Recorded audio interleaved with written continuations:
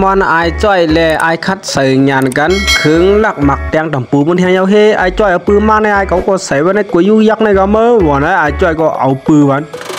บันเข่าไตก้าวเฮปีคัดเขาก็จักเอาไม้ใส่ไว้ในถังใน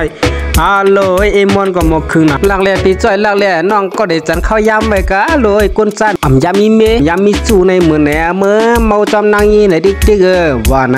มอนก็ให้แกงมาเอาเวอร์ทุนน้องกะแหล่เนี่ยปีสั่งลำเขาก็เอาพวงมันเนี่ยก็เอามาเวอร์ทัวสุดแล้วเขาเด็ดทั่วประหารเอาเด็ดทั่วหาหน้าวันไหนจบวันไหนมอนก็ไปเหยียบเยอะเมื่อกะไอ้ลำจำจมเหอะจมนำเลยเมื่อก็ไม่ไอ้เปิดใช้งานกันไว้เมื่อหูฮ่าโลตัวเจออย่างหือกันไม่เดียว้ากว้างเลยได้มานำวันในมือก็ได้ก็สามารถเตรียมปีหัว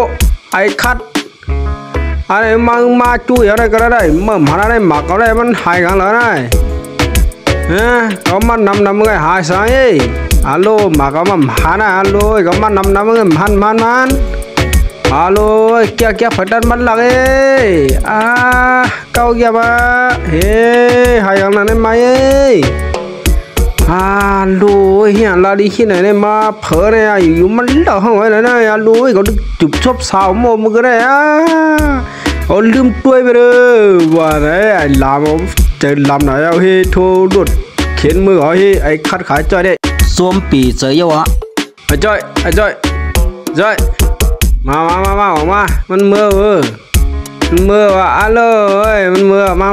ฮัลโหลมาในหมอกครึ่งน้อยจ้อยเนาะว่าไหนไอ้จ้อยมาเปิดตัวเอาดึงมีหลงหม้อมาเอาเมื่อไอ้ฮาได้ลายฮาได้เห็นไหนก็มอนก็มาอย่างเฮ้ยพี่จ้อยพี่เลยแต่น้องพี่เลยแต่น้องเอามาเลยว่าไหนมอนก็มาย้อนไอ้จ้อยขายคัดไว้เอาไว้ก็เมื่อหมดจันเข้ายามมันมอนก็เอามากกับแทงลูกไงว่าไหนก็สองลูกเมื่อยว่าไหนไอ้จ้อยขายคัดก็ลากกว่าอย่างเพียนก็สองลูกว่าแต่ว่ามอนก็เอากว่าห้างกล้วยมาเนี่ยเดี๋ยวมือกินห้างกล้วยมันหน่อยมันจะห้องเพอว่าไอ้จ้อยขายคัดก็มาถอกลงอะไรกึศ4 ลูกโอ้มี4 ลูกลีๆมั้งอะไรมี4 ลูกน้อยเนาะเมื่อ2 ลูกเก่า2 ลูกไอ้เอาเมื่อเอาก่อนได้ก็2 ลูกอะมั้งหยาบซาน้อยเนาะฮัลโหลว่าไหนไอ้คัดก็ไปเหยียบเยอะเมื่อเอื้อนเปิดให้จ้อยเอามากึดหรือเฮือกันในก่อนก็โอ้ไอเมื่อเปลี่ยนผ่านนะอยู่ๆมัดจักเอาเห็นไหนห้างเก่ากว่านะมันจะไล่เนี่ยออกมันมีหาวนตัวอินไว้ไอจ้อยคือใครยากกินขันเมื่อมันปั่นกับไอ้ในไอเขาตีเอากันนี่เจ้ามันเมื่อไอสั่งในความเลียดด้วยเฮลักปอกเขียบหางใบว่าในเอามาเนี่ยจ้อยก็ไปจ้อยก็ว่าไหนเอาไว้นะไอ้ใจก็ปานมาเนี่ยเลยก็กันหลักมาโมจะไล่ไอ้ลาลีเขียนได้มาว่าไหนขึ้นเพียงอันแกโมยาวนั่นลมมาเอาในการนี้ไอ้จ้อยเฮ้เจ้าก็เอามาไปแล้วไอ้ยาวมาจันกับเท้าไอ้ยาวมือลาลีเขียนเขาได้หังเขาได้ไอ้มันจะไล่นะไอ้ยาวก็เอาแค่พาบ้านนี้ไอ้จ้อยเถอะฮัลโหลไอ้จ้อยก็ใจหือเฮ้มาไหนฮัลโหลไอ้จ้อยก็เกากันแล้วมั่มเลยกินได้มาขึ้นมิดกันไล่นี่มาไหนนั่งลงไอ้เอานั่งเอาเฮ้ไอ้ยาวขายสั่งได้มากินคอยจ้อยขึ้นไอ้จ้อยให้แกงดักพงออกมาปอกแค่พังเขาไอ้เกาฮัลโหลไอ้ขาได้กินฮัลโหลเจียมหนุ่มวันมั้งว่าไหนไอ้ใจเนี่ยเจ้างาม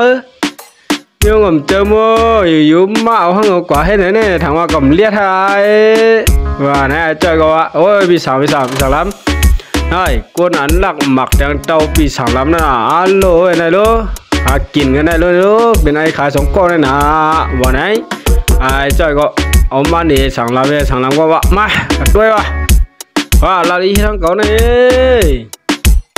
โลอยู่ยี่นั่นกันได้มาเนี่ยไอ้ยาวขายสั่งได้กินยืมเปื่อเฮ้ยไอ้ใจก็ว่าไหนก่อนไหน มีอะไรเอ้ยพี่สั่งลำก็มีเหลือมันจะพาอยู่มาที่ไหนเก่าเนี่ยไอ้จ้อยก็ว่าลูกเคยอยากกินคันเคยอยู่ก็ว่าไหนพี่สั่งลำได้ก็ไปมาแล้วก็มาช่องตัวอยู่เฮ้ยโอ้ไอ้ยาวขาลงเลยมันเราห้องก็ได้ขยันกินอ่ะไอ้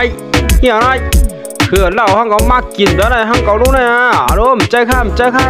พี่สั่งได้เลยตัวนี้พวงอ่ะเนี่ยมันเป็นไอ้จ่อยเด้อไอ้จ่อยตั้งเอ็มบอลเขาเลยใส่หยาดกัน3ก็เขาเนี่ยอ๋อเขาหูเหยามาเขาหูเหยาเคยเกี่ยงกะจอมก่อยได้เขาได้เกี่ยงจันคอสื่อคือไก่เขาได้ไก่หลักเงียบเอาไอ้จ่อยนั่นนะไอ้จ่อยก็ไปหูตัวว่าเป็นเดี๋ยวมันยอมมันขึ้นเลยยืมจุดกูยังเฮ้เลยไอ้สั่งแล้วมาถึงว่ามันจักคอถือไอ้จ่อยก็มาพวงในเมียจ่อยเฮ้นายไอ้เป็นเคยม้วนเลยฮะว่าเนี่ยไอ้เจ้าหญ้ากินขันมันเต้นต่างเบิดหญ้าดิสั่งแล้วมันแหวกขามัน